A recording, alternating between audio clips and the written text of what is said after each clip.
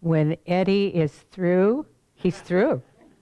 Yeah, he doesn't mess around. But there's kind of a nice little energy big energy actually, that happens when it stops. So thank you, Eddie Watkins Jr. You are wonderful. This is his ministry. He's moved from being a practitioner. He's still a practitioner, but his music is his ministry. So you can find him on YouTube and enjoy some of his other songs. All right. Well, and we're on up there, right? All right, good. Then I'm going to start because this is the last Sunday in April, and it seems to have zipped by, doesn't it?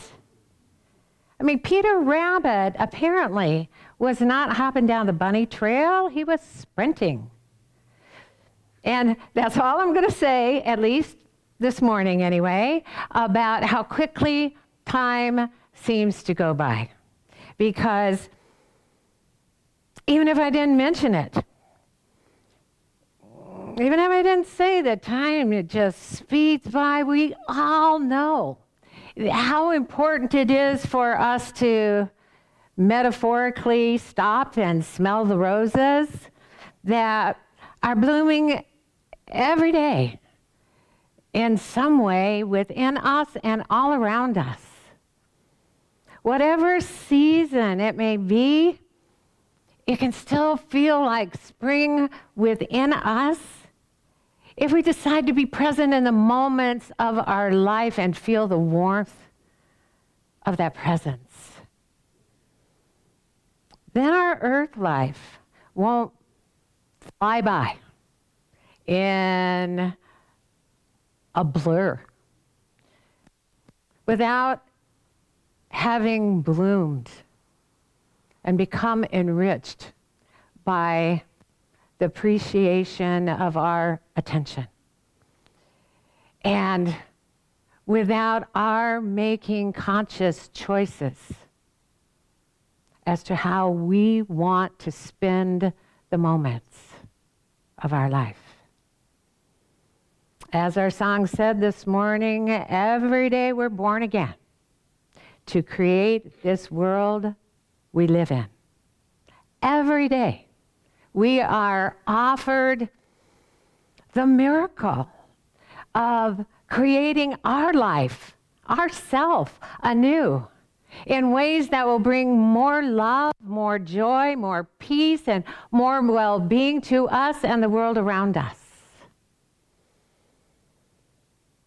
The beautiful renewal of creation never goes away. It happens every day, no matter what the season, in obvious and subtle ways, and all we need are eyes that desire to see the beauty and ears that desire to hear the joyful sounds of life being created anew. The wonderful spiritual teacher, Alan Watts, wrote, "Through our eyes, the universe is perceiving itself. Through our ears, the universe is listening to its harmonies. We are the witnesses through which the universe becomes conscious of its glory and magnificence." Springtime is such a wonderful time to serve as a reminder to us of the magnificence of a new perspective in life. With its rebirth and its new birth popping out all around us, it's hard to miss that reminder that change and renewal are the nature of life, and it's our nature in our life too. Now, we began this month by asking the question, are we ready to allow an energetic renewal and revival of our spirit that's being propelled by the energy of spring right now? Are we ready for metamorphosis in our life and the world around us? by allowing newness to come alive in us and inviting it to come to us and live all around us as the world we see. If we allow it to be, this can be a time of our awakening, a time of spiritual restoration of our natural, harmonious relationship to the world we live in, and a time for a new way of our expressing ourselves in the world. The Austrian poet Rainer Maria Rilke said, "You are not too old, and it is not too late to dive into your increasing depths where life calmly gives out its own secrets." So let's check in with ourselves this morning and just notice how we're feeling. Are we feeling a surge of aliveness that's urging us to dive deeper within us so that we can rise higher in our spirit? Are we feeling it yet? Are we willing to live at a new level of self-expression, to live at a new altitude of awareness and a new attitude about ourself and life? In other words, are we ready to fly at this point in our life so that the world can see our beautiful colors as we fly higher in our self-expression in this world? Or do we have aerophobia, which is the fear of flying, and find the whole idea of living at a higher, more spiritual awareness and a higher mental vibration too scary? There's a story about two caterpillars that were casually crawling across the grass when they noticed a beautiful butterfly that was fluttering gently about just above them. And they watched, eyes wide, for a long moment. And then one finally turned to the other and whispered, "You couldn't get me up in one of those things for $1 million." Is that how we feel about the next level of our spiritual awareness? Is that how we feel about a new uplifted point of view that doesn't include complaining about life, but an uplifted view that sees it differently? Are we afraid to become more of ourselves, to discover more and live it out loud because we're afraid we're going to be too much for others? Are we worried that if we evolve and grow spiritually, we'll change too much and outgrow those around us who want us to stay the same because they feel comfortable with who they believe we are? The wonderful philosopher Buckminster Fuller wrote, "There is nothing in a caterpillar that tells you it's going to be a butterfly. Yet there's something in a caterpillar that lets it know when it's time for it to become a butterfly. And when that time comes, it doesn't resist its evolutionary timing. It turns within and allows change. And the gift of that change is to live life with a whole new view." It takes faith to follow our innate urge, our innate impulse to change and grow. It takes trust to express rather than suppress the urge to be more. We all feel it from time to time. It's what we do with it. Because we can only achieve a new way of looking at life, a new higher view of this world we live in by following what feels right within us and being true to what we truly want to experience in life. The spiritual teacher Osho said, trust doesn't mean that everything is going to be all right. Trust means that everything is already right. Even if we don't believe we're too old or it's too late for us to try something new, are we worried that other people will think we are? Are we letting our worry and concerns about what other people think deter us from moving forward and onward and upward? Look at that person. Who does he or she think they are? Often, we want to ignore the urge to evolve, or we want to stuff it inside until we're sure it's all right with everyone, until we're sure that the coast is clear.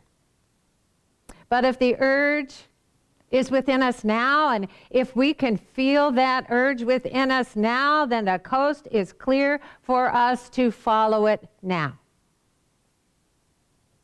Which brings us to the title of today's talk, It Takes One to Know One.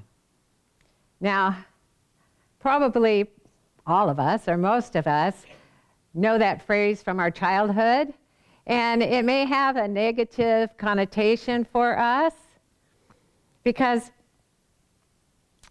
it was something that we said to someone when they called us names, or it was something that someone said to us when we called them names. And though it may have been back then a childish defense, no truer words were ever spoken. It takes one to know one. The spiritual teacher Nisargadatta Maharaj wrote, whatever happens, happens to you, for you, and through you. You are the creator, the enjoyer, and the destroyer of all that you perceive. What we see around us as our individual life is like a mirror that is reflecting back to us our thoughts about what we see. We perceive what we believe. The images that seem outside of us are shaped first in our mind, according to our script and our creative direction, and then projected outward like a movie projector onto a screen. Now, did you ever find yourself planning a conversation with someone, and you were thinking about what you were going to say to that person, and then you were thinking about what they were going to say back to you? And then you were thinking about how you were going to react to what they said. And you found yourself getting more and more anxious and stressed and even angry in the process, even though nothing out there had happened yet. We naturally relate and react to what we perceive around us because it's happening within us too. Our thoughts are making plans for the future events that we're going to experience. We get what we think about. When we think about others, when we talk about others in the world around us in positive as well as negative ways, we are revealing our perception of life. We're talking about us because we're the one perceiving it. And we're talking about what we see. When we think and speak, we simply reveal the contents of our own mind. It's the way we see it, and it will always be the way we see it until we choose to see it differently. And that's okay. In fact, that's more than okay. That's the miracle of creating our life experiences that allows us to create anew.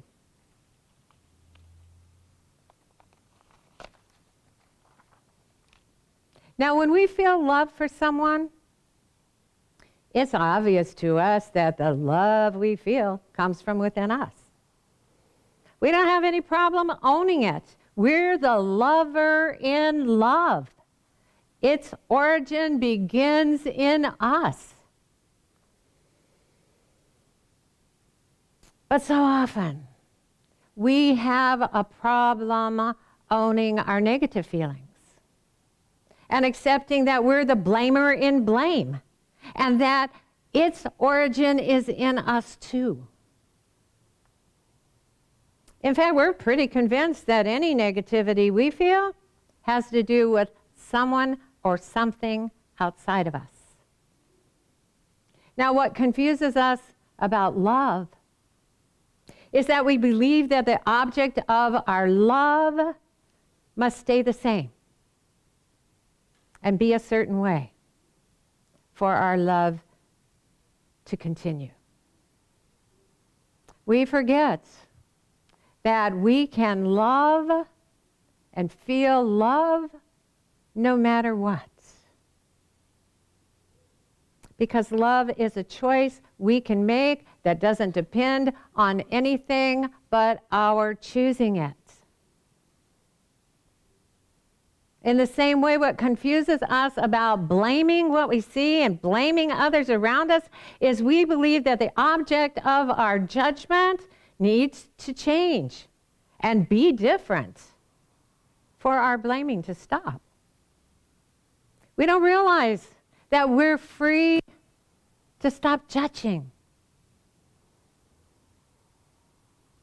no matter what. That judging is a choice we make that doesn't depend on anything else except our choosing it. When we don't like what we see, and it causes us to be fearful and angry and resentful and filled with blame, what we feel is based on the thoughts in our mind that cause the emotion. Nothing else. Anything could happen out there, and unless our thoughts joined it in some way, we wouldn't feel an emotion. And there's only one place that we can change how we feel if we don't like how we feel, and that's at the point of its origin, and its origin is always in our mind.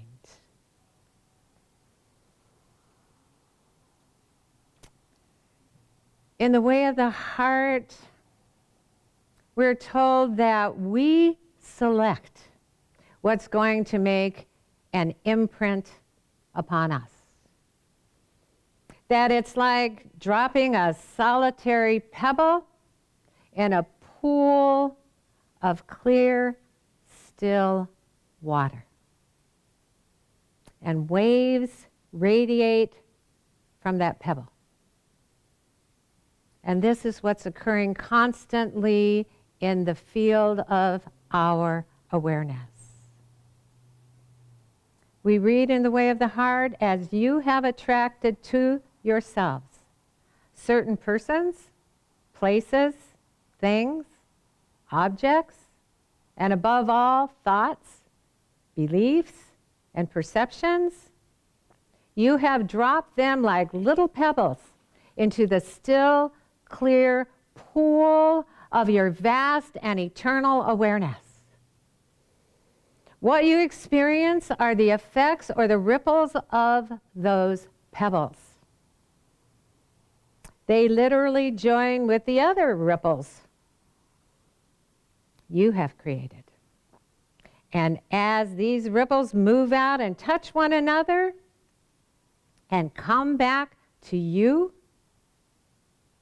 This is the field of creation that makes up your physical, three-dimensional reality. It may be hard to believe, and that's why most people don't believe, that we're never experiencing anything except our own thoughts and the results of our own thoughts. We've all heard it said we never experience another person as they are or the world as it is. We experience others and the world as we are. We experience what we have chosen to create through thoughts that, like pebbles, we've dropped into the field of our awareness, and they fascinate us. Every wave, every ripple is our own creation. What we experience outside of us is a projection. It isn't solid, and it isn't unchangeable. Not our body, not our relationships, not our finances, not anything in the three-dimensional world we see.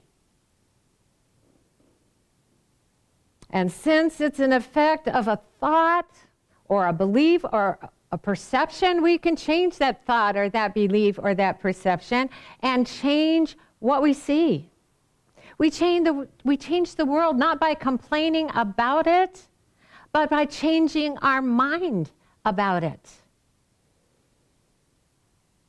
We read in the way of the heart.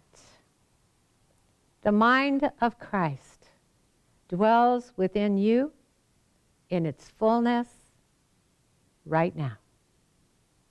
Therefore, as I have said unto you many times, never fail to remember that it takes one to know one.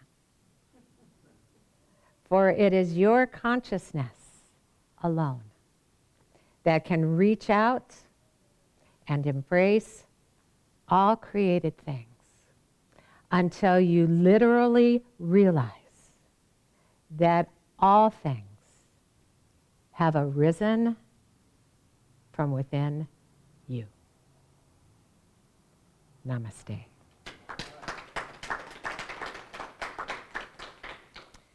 All right. Well, this is the time of our service when we say thank you. Thank you. Thank you, beautiful, beautiful beings, for being here. Thank you, beautiful ones, for being there.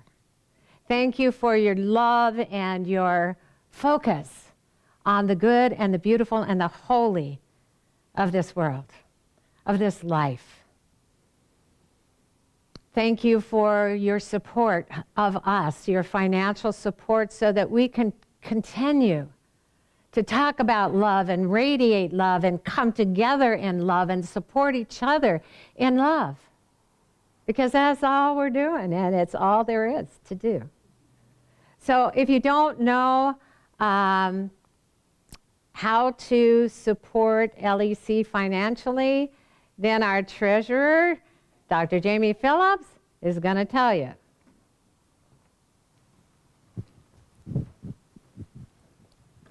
Good morning. Good morning. Okie dokie, here we go. You can, if you're in the sanctuary, we're going to be having our gratitude receiver to come forward and take your offerings. If you're at home, you can donate by going to Facebook, which is facebook.com/Life Enrichment Center, and hit the donate button.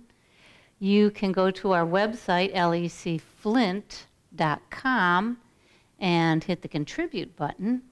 You can go to PayPal, and when you're in PayPal, our email address is lec2512@gmail.com. You can donate that way, or you can just send us a check to the Life Enrichment Center, 2512 South Dye Road, Flint, Michigan, 48532. And while we do a gratitude receiving in the sanctuary, we're going to be listening to Marcia Allen, Jason Phillips, and Larry Mandeville singing Grateful, and then Reverend Stephanie will be up with the gratitude prayer. Thank you.